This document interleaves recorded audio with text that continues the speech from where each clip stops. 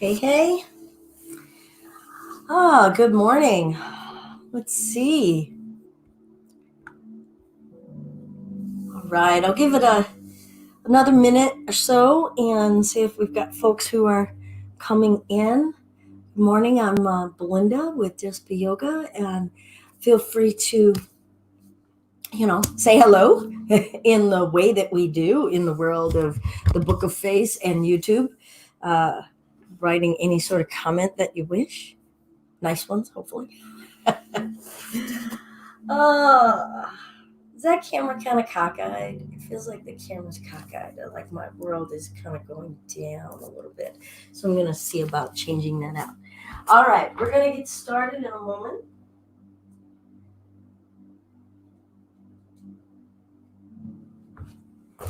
Let's see, is anyone here who was out last evening? Oh, it was wonderful. I really appreciate everyone who came out. We had our outdoor yoga around town last evening, our first in-person outside yoga. We headed up at the Turner Dodge House up in North Lansing. So if you're in town here in the Lansing area and you want to come and hang out with other Just Be Yogis, come on out tomorrow, Saturday morning at 8 in the morning. We'll do a nice inclusive class out there. And we'll just see if we can hang on to doing this as a schedule, Thursday at 7 and Saturday at 8 in the morning. I'll see about whether I want to add in a Tuesday as well. Okay, so welcome to our home yoga practice live. And this week's theme has been about the obstacles that we put in our way to practicing. And, it really got me thinking about a huge part of how I have operated over these years is inclusivity and making practice accessible. And with that, I've wanted to not make it seem like this big, great, big, rigid thing that just feels like you can never do it, right? It's insurmountable. It's too hard. So I've always liked to say, just do this little thing, or just do this little thing, or do a little bit, instead of thinking, I've got to commit to 2 hours and, it has to be in this certain location, because I know that the kiss of death to creating any sort of healthy pattern in ourselves, at least for me, is making something too rigid. So if I'm making something that I've got to do this for the next 90 days, always at this time, for this amount of time, that's a surefire way to make me kill it. But what I've really started to reflect on after talking about obstacles so much this week is making me wonder, am I giving my students or anyone who's watching enough tools to start to graduate from, okay, you've been coming back and doing maybe 10 minutes or 15 minutes here or there. Now, how do we start to build consistency? Because therein lies the creation of the habitual regularity within ourselves. So consistency. I see, we lost. I was going to say, somebody else popped in, but then they're gone. So think on that. Share with me, whether you want to write into a comment, send us a message. How are you developing consistency? Or are there hurdles to that? Do you want to? Right? Are you sitting here going, well, what? I got to do something? Because ultimately, we need to be able to turn these devices off, not go to a place and seek out someone. We have to start to develop, I'm going to do this thing. And I'm going to spend some time with my inner landscape, my inner thinking inside of my movement on my own. And observe like, wow, how many times this week did I go, I just don't feel like it? Or how many times this week did I go, I don't have time? And what was that about? I'll call myself out. For me, I'll make it be, well, I want it to be that amazing experience I had when I did this 2-hour practice, and I just don't have that time today. Number one, I've set it up with an expectation that it has to be the exact same thing that it was that time. And B, I've made it be like this big thing that it doesn't have to be. So creating those obstacles. All right, so some ways in which to not, to combat your obstacle. Maybe start to create an accountability buddy. someone that you want to practice with. And, when you link hands, link arms, and go, we're going to do this thing together, even if you started off for a week and say, every day this week, you and I, we're going to get together. And for this amount of time, we're going to do a thing. And just notice how your life changes. Notice what you notice about how you schedule, when it starts to become a necessity inside of you rather than an obligation outside of you. So an accountability buddy is a great thing. Working one-on-one with a teacher, having a private lesson, not a group lesson. And you can do that once a week, you can do it twice a week, and then doing that consistent homework and coming back. Creating those linchpins, those benchmarks, those landmarks, where you then can build some consistency. Reading a book cover to cover, not being a page flipper. I'm a page flipper. I love to just kind of jump into the middle of something, grab a nugget, and say, okay, I got that. And there's some merit in that. But there's also some merit to finishing something from beginning to end, chewing on it, reflecting, maybe going back and doing it beginning to end. Easier for me with audiobooks than it is with books. What books? Heart of Yoga. You guys have heard me talk about this before. It's Desi Kachar's book. That'd be a great book to do, from beginning to end. If you'd like and you want to learn more about chakras, you could get into, I guess you could get into The Wheels of Life with Anadea Judith. And I'm trying to think of another accessible yoga book. A lot of yoga books sometimes are like you don't want to chew it, right? It's like raw oats.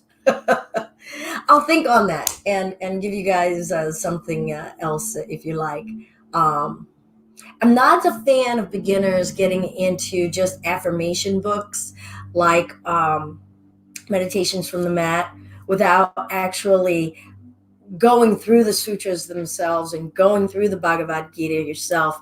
And then coming and grabbing it in snippets, right? It's like having somebody give you quotes from the Bible and you don't know the context. If you have a Judeo-Christian background, but you get what I'm saying. Someone just bringing you some quote out of the movie The Matrix, and you haven't seen The Matrix. It's like, ooh, deep, So read and see the whole thing yourself, and then maybe go into some of those affirmations. All right, so I want to start today with meditation, although actually that's a fallacy. We already started, and I guess the starting was a bit of svadhyaya, right? A little bit of study. I was giving a bit of some study information for us. And now we're coming into body, remembering that our yoga is 8 limbs. So how we behave with the outside world, how we behave with the inside world, yamas and niyamas, asana, how we move and treat this physical body. We're going to get into a little bit of that in a moment. Breath, our breath practices, pranayama, and then our pratyahara, our relationship with our senses, taste, sight, smell, hearing, and touch. Focus and concentration, dharana. That has a lot to do with building a consistent practice, right? Or building a practice, whether we want to call it consistent or not. And then meditation. And lastly, samadhi, unification, feeling this whole connectedness with all of those limbs. So we started with svadhyaya, and that was a part of niyamas, how we behave with ourselves. So we're bringing in information that we're going to contemplate and help guide our actions and our words and our deeds. So I gave some thought about how we build a practice. We talked a little bit about the obstacles, or did we? This week we've been talking about the obstacles: illness and injury, haste, doubt, quitting, giving up, thinking that we know it all. All of those are elements that contribute to us having obstacles to saying we're going to do the thing. Remembering that we are yoking and coming together to connect to our awareness, to develop our awareness, to grow awareness. Call it enlightenment, being enlightened about something. So let's bring our awareness into the breath. What is the quality of our breath? Try not to change it right now. Let's just say, okay, I'm going to breathe and notice it. How does it naturally want to be? Is it used to having permission to naturally being?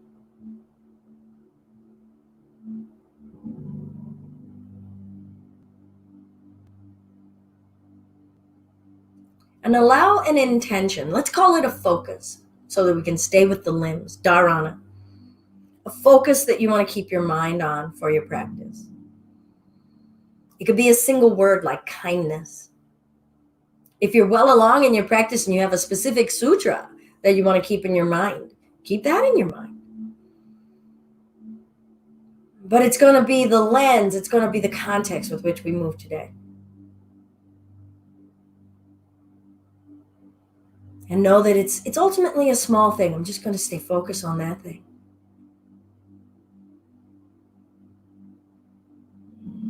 And let's do the Anulom Vilom breath again. We did it yesterday, the alternate nostril breathing. So we'll close the right nostril. Breathe in up the left. Close the left. Breathe out down the right. Breathe in up the right. Close. Breathe out down the left. Let's continue in this manner.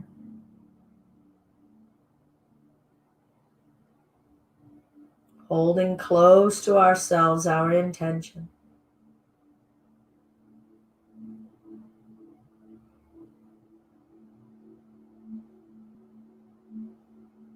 Not as a pressure, but as something we want to accept and surrender to.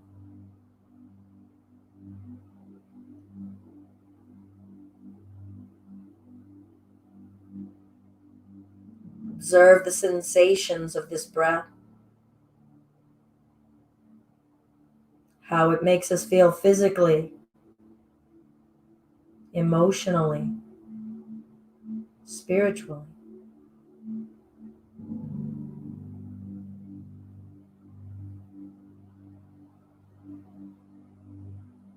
And we'll relax that arm.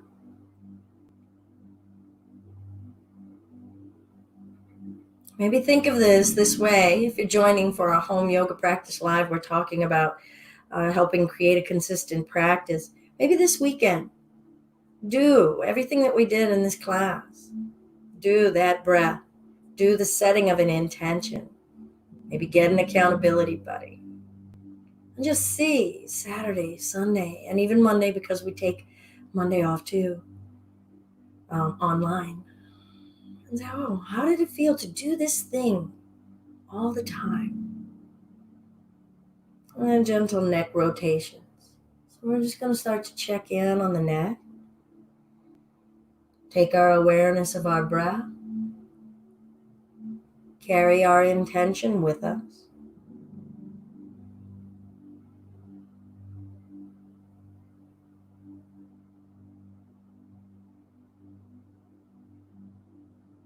I chose the word kindness. I'm trying to have that be reflected in the sides of my neck. The energy with which I'm exerting the rotation, how fast I'm going. Eventually transition to going in the opposite direction.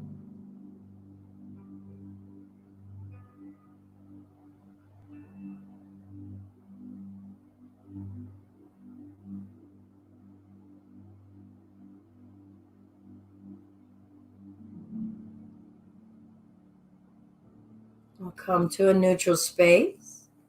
And let's find a spinal twist. You could have a block behind you, bringing the earth a little higher up if you need. Breath in. Exhale, twist. I'm not going to say whether you should turn your neck or no. Just have a mindful intent, deliberate action about your neck space. Ease and steadiness. Building awareness of our connection in this physical body vessel, our earth suit. And gently releasing, coming around to the other side.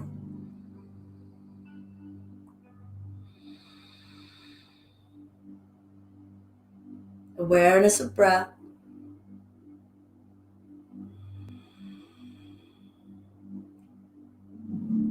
Awareness of our commitment to practice. to finding this genuine, authentic way of being in the skin we're in.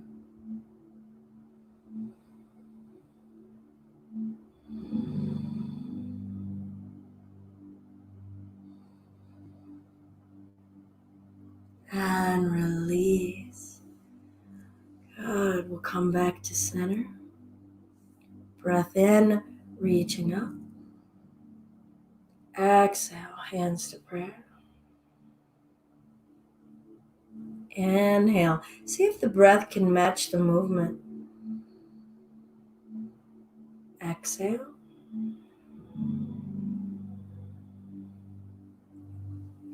Inhale.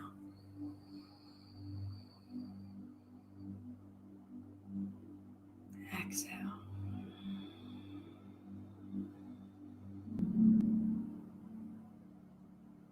A few cat and cow. Waking up the spine. Working from our awareness in the upper part of the body.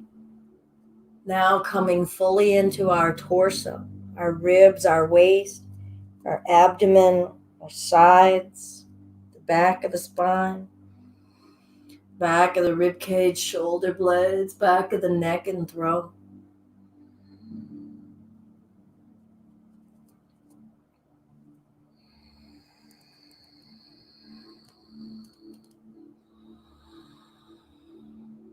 And coming to a neutral space.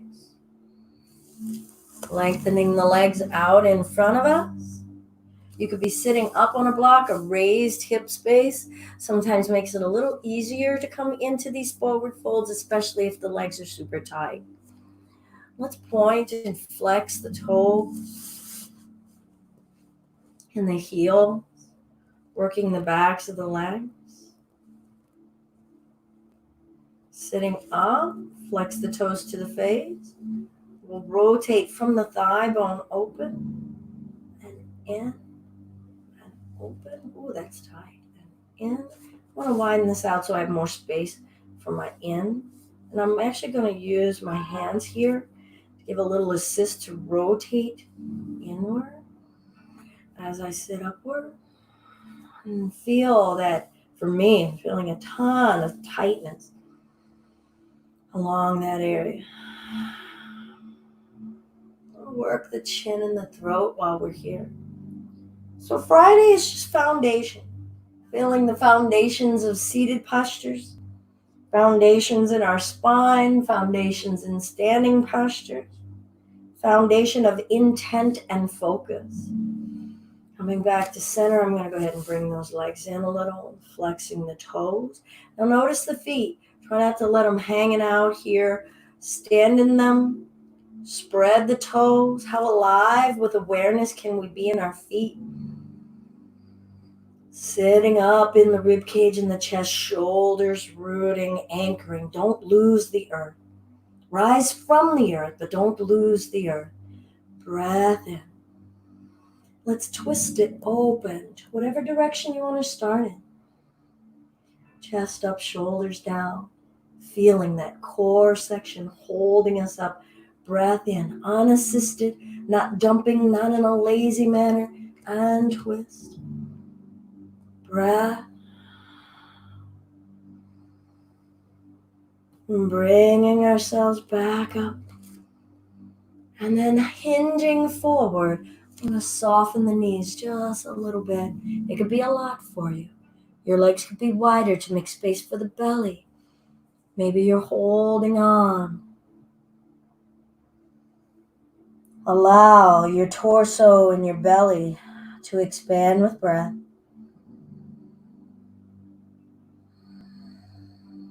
And come back to your intention. Why are you here? Use that focus for when you feel like you've hit your time limit in the posture.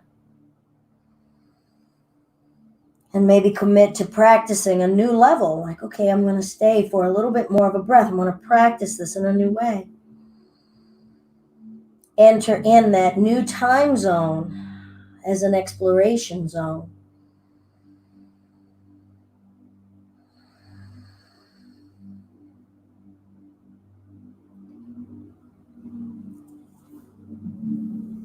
We'll eventually bring ourselves back up.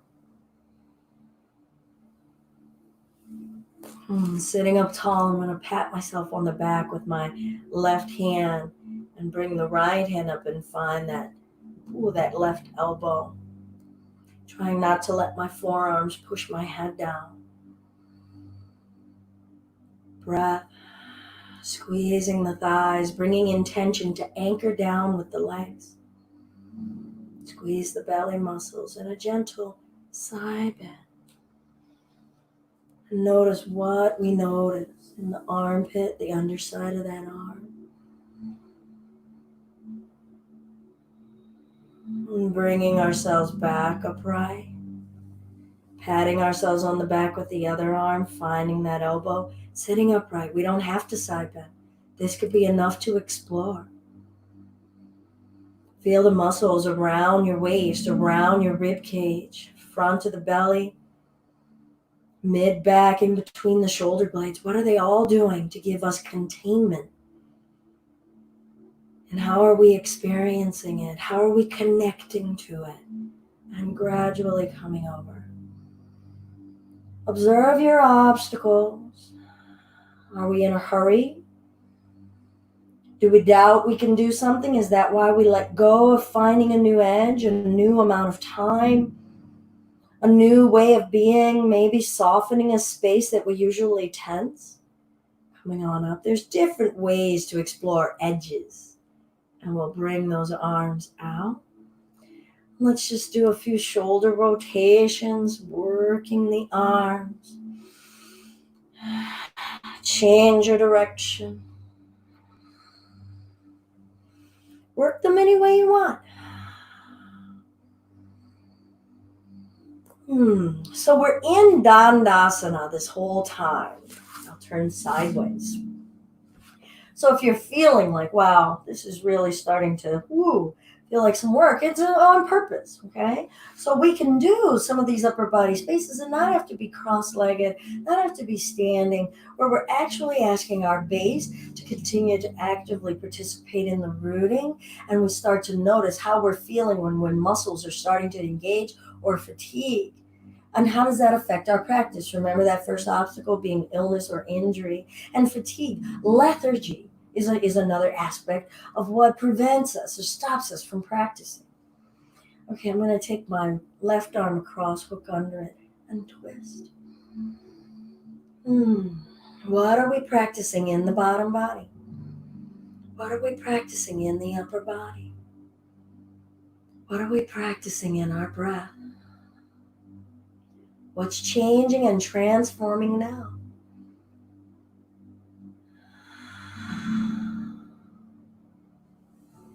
And then I'll release and come on around to the other side. You could just hug behind that shoulder as well. So we talked about things that could help us start to build focus, build practice, an accountability buddy, consistently working with a teacher, maybe choosing, this month I'm going to read this book from cover to cover. And then another aspect is the journaling, and I don't think I've talked enough about the journal. I'm going to come forward, breath in, don't be in a hurry, hinge at the hips, see if you can isolate where the movement is coming from. It's increasing our awareness of how we move in our bodies. You can be squeezing the thighs or letting go or interchanging that, and that's for you to discover what's inside of that. But the journaling can help you hold yourself accountable too. You can look back at the pages and go, oh, I was working on this focus yesterday. Yes, I'm going to commit. I want to keep working on that. Writing down what you noticed about how your attention got distracted. And maybe after you journal enough, you start to notice a pattern. I always get distracted with these types of thoughts. I always get distracted with this kind of sound. I let go of my practice when I'm under a certain kind of pressure, an emotional pressure, a financial pressure. And then you could start to peel away those layers in that onion. We'll bring ourselves up. Just start to notice, ooh, I'm heading into a space and time emotionally in my life. Oh my goodness, that means I'm probably going to start to let go of my practice. And then how do you build the scaffolding, right? To say, because I don't want to let that go. Because here's how my practice is going to help me navigate that emotional distress. How it's going to help me navigate that financial distress. I'm going to bring this left foot in. Finding the spine, right? I was already slumping down. But I chose, oh, look, I got to lift that spine and be in it. That's right. I'm asking myself to hold myself up. Breath in and twist. Inhale and twist. And you don't have to write pages and pages and pages in your journal. You don't have to share it with anyone. Maybe it becomes relevant. You want to compare notes with your practice buddy. And saying, wow, when I was working on focus, this little thing keeps popping up. Can I share that with you? And maybe you'll be surprised. Your partner might be like, oh, look at this is what I was running into. It might not be the same issue, but you're noticing the patterns, or you're noticing what you're noticing about focus, about commitment, about contentment. I'm going to gently release and bring the sole of that foot up against this upper inner thigh. So now this leg is lengthened, this leg is bent. You could have something under this knee. We're all in a different frame. And then we'll allow ourselves to come forward. Now, I prefer to not be using a strap here. But if you find that your forward looks more like this than this, and you feel like nothing is happening, you might want to encourage having a strap here, pulling yourself a little bit here. But notice my back. I'm trying to keep that back as lengthened rather than curved and hunched as possible. A clean line of energy for conducting, for flowing energy. See if you can keep the toes flat. Breath in. Breath out.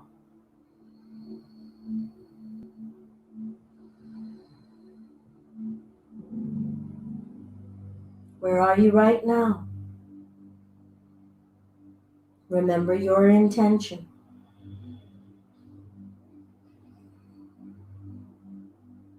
Remember that we're practicing connecting, not harming, not judging.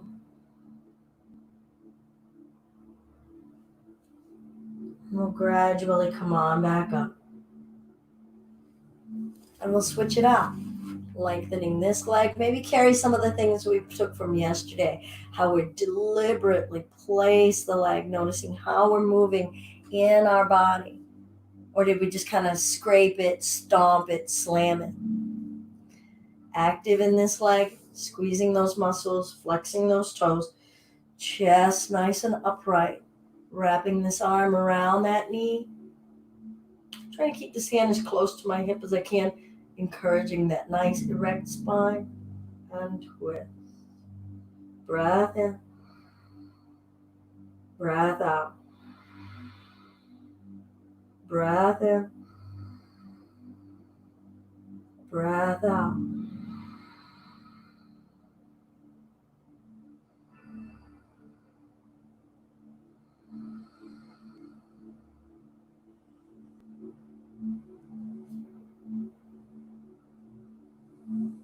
We'll let that go, allowing the other leg to fall open, perhaps giving yourself some support under that hip or knee.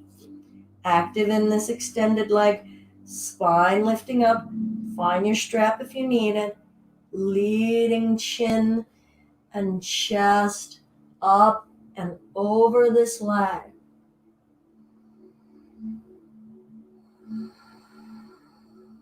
Bring the gaze within and start to observe and notice. How does the texture of the sensation we're feeling change? How is that texture adjusting, fluctuating? softening, tightening. Notice our reaction and our response to what we're feeling.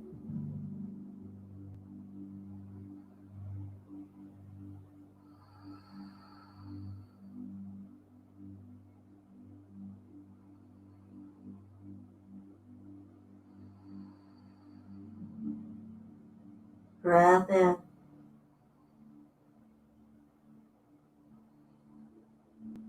Breath out.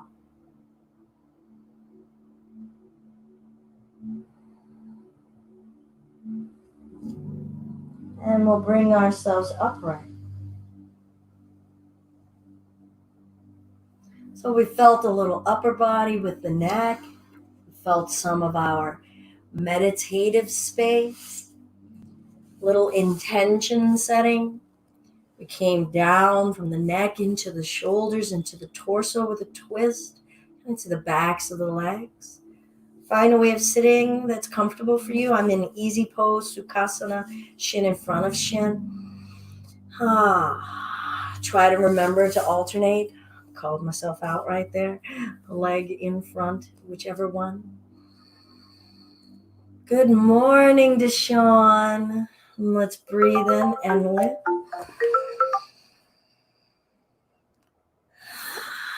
Exhale, side bend. Breath in and lengthen. Your eyes can be open or closed. Exhale over. What's rooting? What's lifting? What are we allowing to move? What are we respecting that doesn't want to? Let's lift. Breath in. Find an interlace. Flip the palms up and twist. Inhale to center. Exhale, twist. Coming back to center. Breath in. Exhale, side bend. And we'll hold. You're all going to find a new edge of time, a new edge of depth.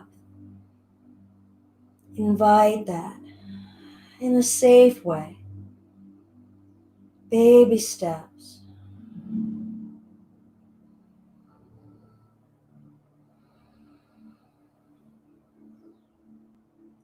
Now turn the chest down.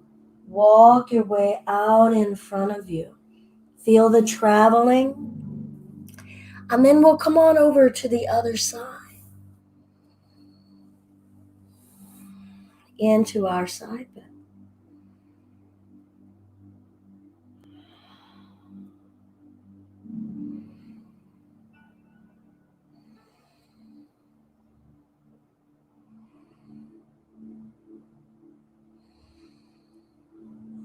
Rotate the chest, coming back forward, patient.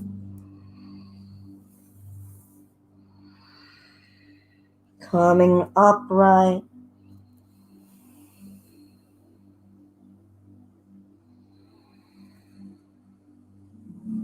Let's find a boat. So your legs could be wide. So again, to fit our tummies and our torsos, feet down. Now, even if we've got the legs wide, or if we've got the legs together,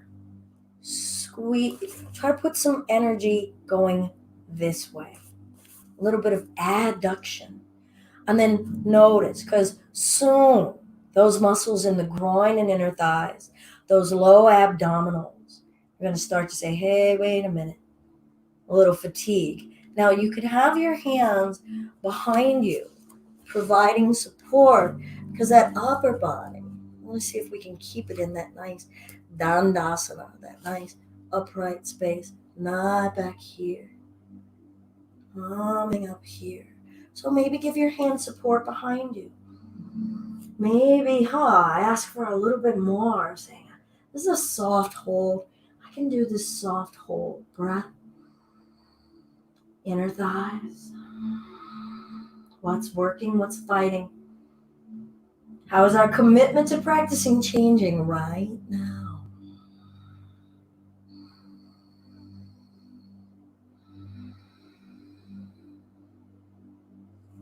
Bottoms of the feet together.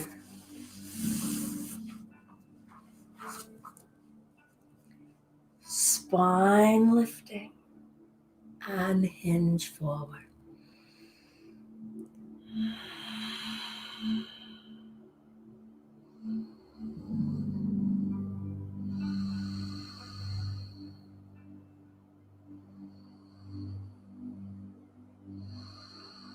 Lengthen your neck.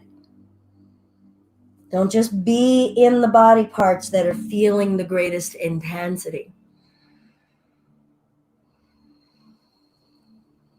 Breath in. Breath out. What's changing the longer we're here?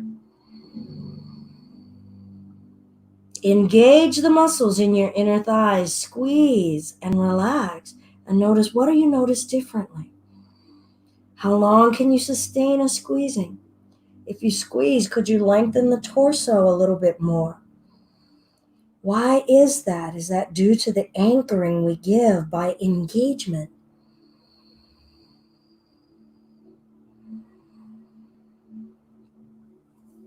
And then roll the spine up. And then we get to reflect on what we learned, what we saw, if you want to not think about it in terms of learning, what we got to see. And I love applying what I got to see in the engagement of muscle areas in my body, what provided anchoring to allow something to lengthen. I love being able to parallel that then with how I'm living emotionally right now and how I'm living in my intellectual space right now. And maybe I need to work on some of that anchoring. What does it reveal, in the body posture?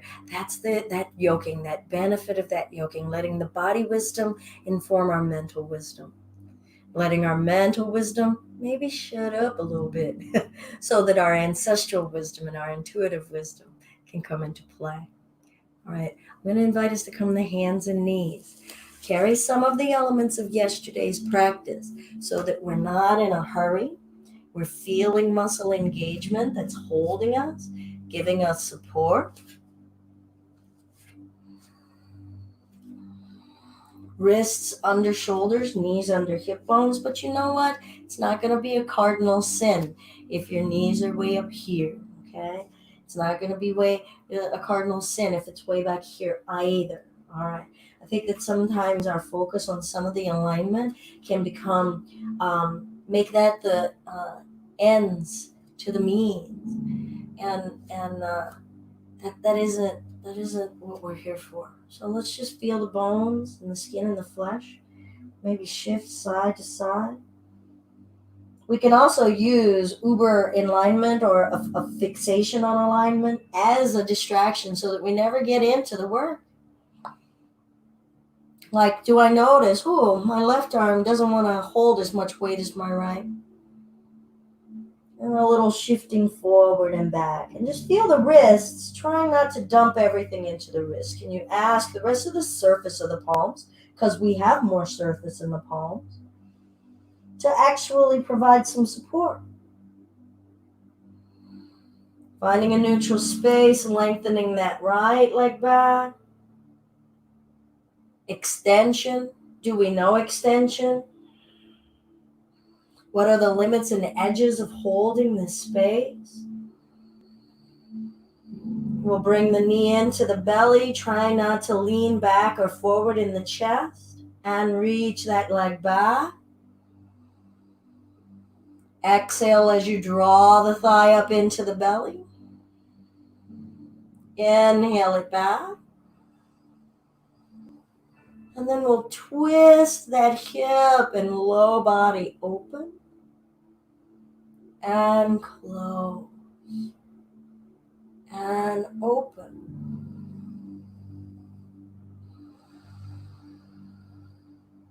and close. I'll bring that knee down. Come up to standing on the knees. I like to give the wrists a little bit of an intermission. Wrist rotation. Changing directions. I really enjoy flaring the fingers, working the bones inside of the hands, the metacarpals, working the flesh in between those metacarpals. Hands to the low back for support. If your body is open and you want to bring the hands to the hamstrings, great. It's my first time here. I'm going to be kind to my low back. Hips forward over the knees, drawing the chest up. Don't drop the head. And observe what you're observing in your low back and your hips. The flesh of your low belly. The flesh around your waist. The flesh moving to accommodate breath. The fullness of the breath practice we are practicing now.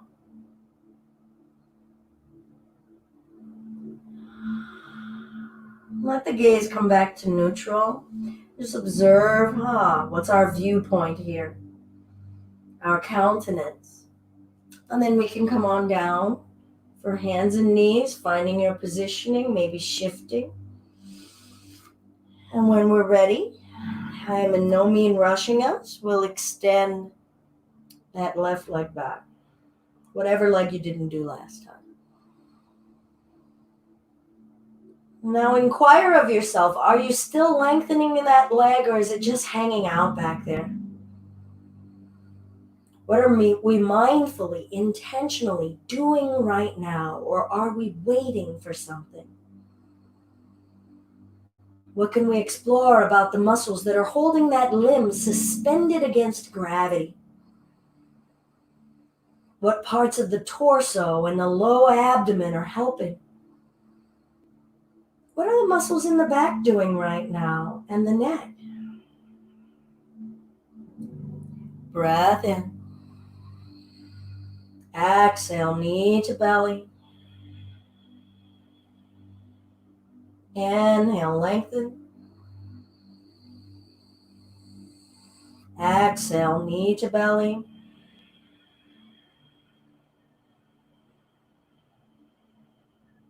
Inhale, lengthen.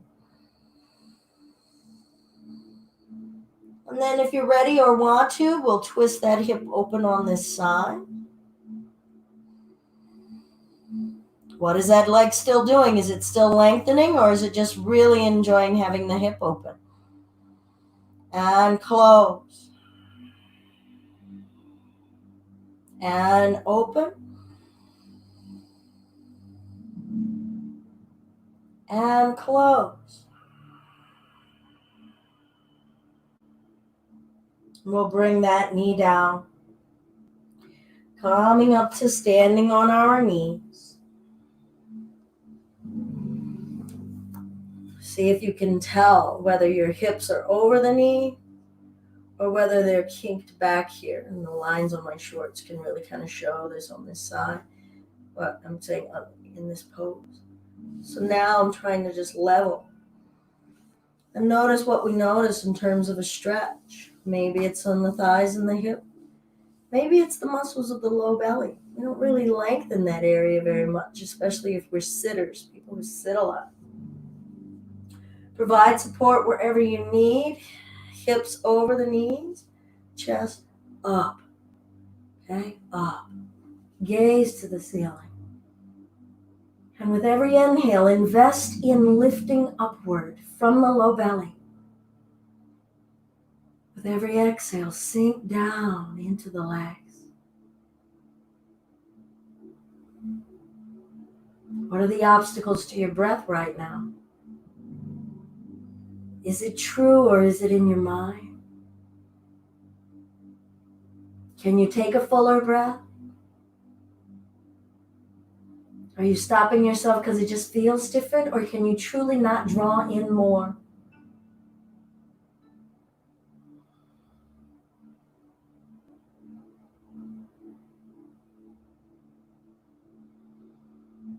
We'll We'll gradually come on back upright and invite ourselves for child's pose.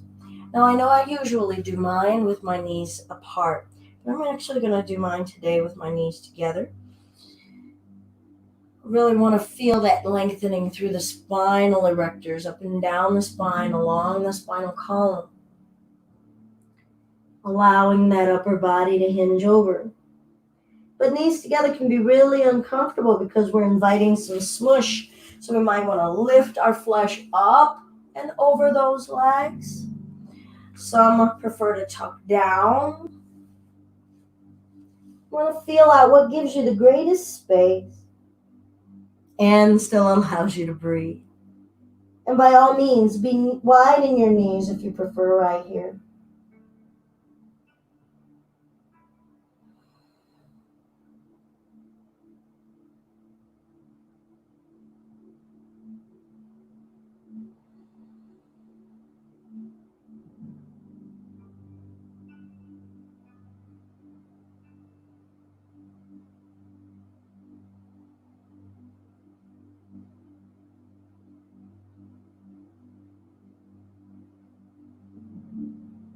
What are you doing in this posture, or are you just waiting? Where is your mind? Remember your intention.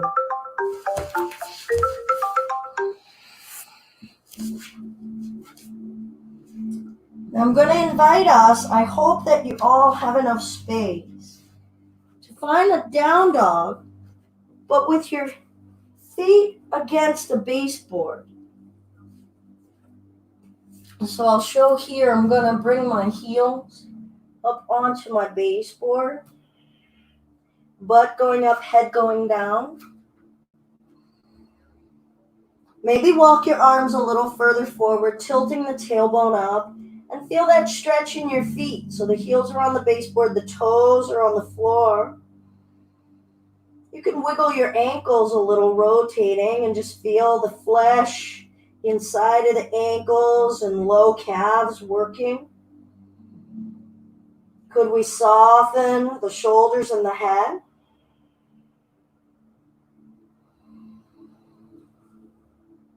All right, so it's a foundational day. And we've done a lot of foundational sitting, some foundational breath, looking at our obstacles. So we're going to go into a basic space of a handstand. And so go ahead and let your body and your mind think about that. Stay in your calm space.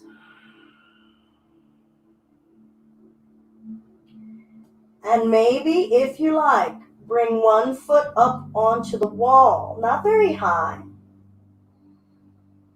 And just feel that. Feel your arms, feel your core. Bring that foot down. When you're stable in that leg, we'll lift the other leg. That's all. Letting our head go. Maybe open your eyes and see from this vantage point, this upside down change of perspective. You in your body. Seeing your body even from a different perspective. And then we'll bring that foot down. Come on down to the knees. And find your child's posture.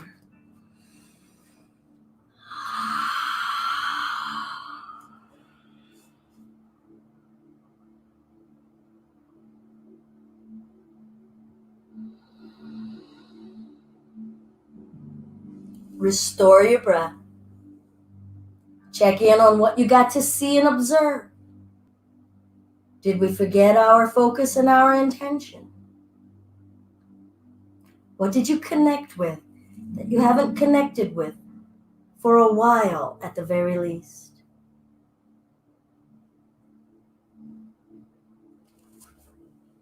I'll invite us to find our down dog once again with our feet up against the baseboard.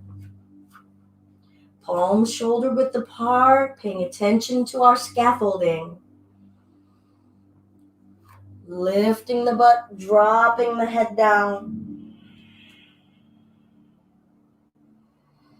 Extension through the arms and upper body, pressing down and forward. Stay here. Or if you would like to explore, you could bring one foot, maybe halfway up the wall. And then if you would like, step the other foot up onto the wall. Now you could look up, or you could see if you could trust to let your head go.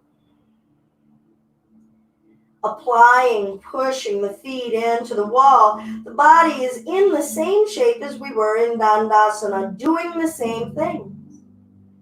Breath. Walk your way down anytime you need, anytime you're ready.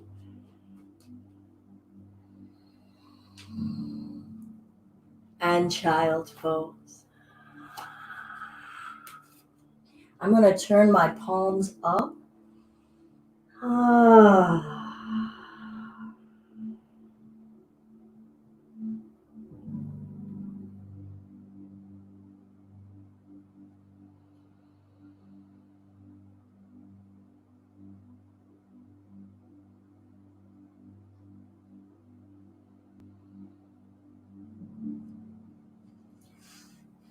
And let's go ahead and either swing the legs up the wall lying on your back, or just lie down flat on your back on your mat and let your legs swing up into the air.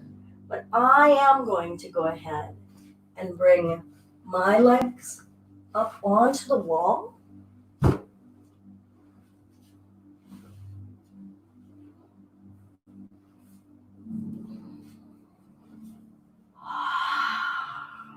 So whether you're lying with your legs having the support of the wall or just suspended up above, maybe let your hands rest on your belly or your chest and feel the breath.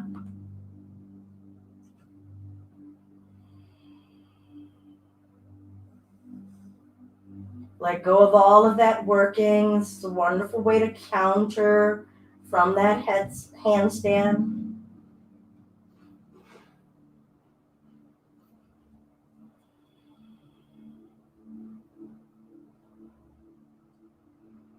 If you're in the middle of the room and you don't have your legs on the wall, go ahead and bring your legs down, positioning yourself to lying down however you like. If you've still got legs up the wall, if you would like, you could bring the bottoms of the feet together, knees open, pressing the hips open if you like, or just resting.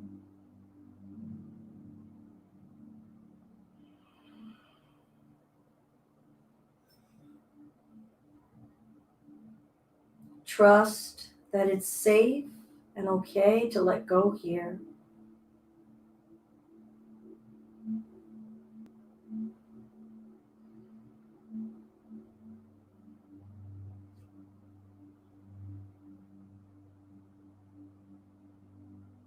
Greet yourself anew here. Who are we right now?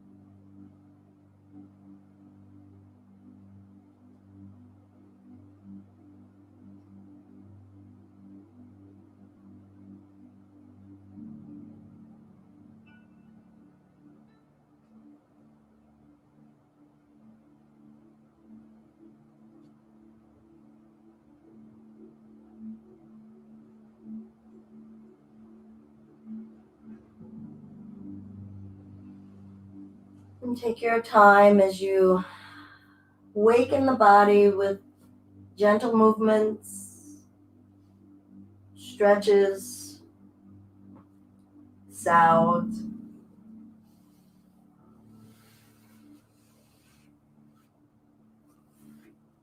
Bringing ourselves up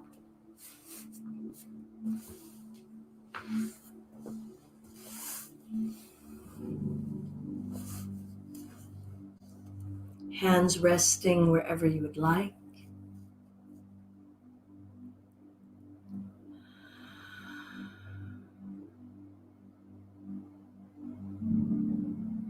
Having practiced some of the first two limbs, some honesty with ourselves,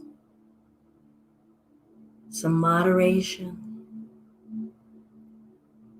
bringing study and a studyful mind into our practice,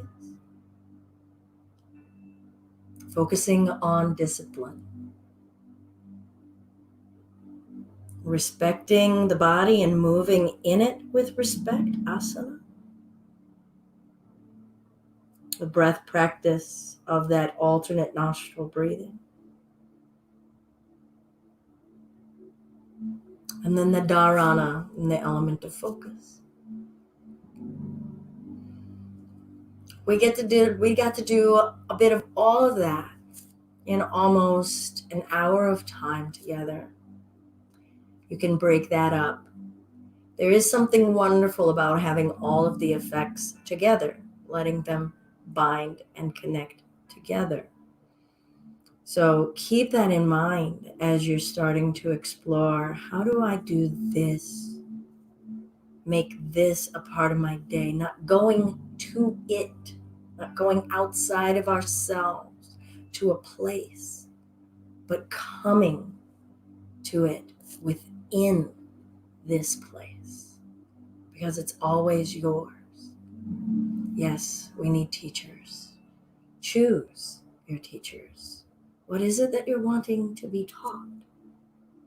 And then ultimately, what is it that you want to start to practice and make it a part of your life? It's practice.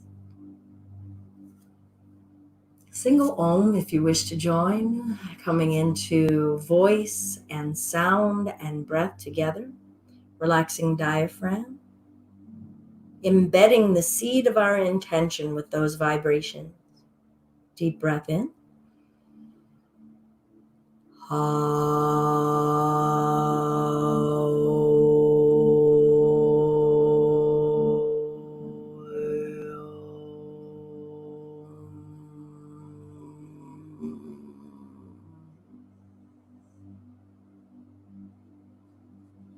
Hands to the heart center. Namaste. All that is good in me recognizes all of the good in you. And karma has decided she guesses class is over with the Om. Thank you all so much for joining. It is truly a pleasure and an honor to share my practice with you. That is all that I am doing. I am not saying that I am anybody's bee's knees, anybody's authority, certainly no master. I'm very flawed, but I am trying to continue to keep practicing, and teaching is a part of practicing because it gets me to really have to be in an honest and vulnerable space. So thank you. If you enjoyed this, check out more of our videos. This is Home Yoga Practice Live. You can check it out on our YouTube channel as well as our Facebook playlists. We have Basics Yoga, Empower Yoga this weekend. Check us out. We're doing our outdoor yoga on tomorrow at 8 in the morning, Turner Dodge House. And if there's any amount that you'd like to drop into our little bucket for a donation, we truly and humbly accept, gratefully. PayPal.me/justbeyoga. Thank you so much. Enjoy the rest of your day. Try that practice this weekend, maybe for 15, 20 minutes, and just do it. Do it yourself and see. And then let me know how it's going. All right. Have a beautiful day, everyone.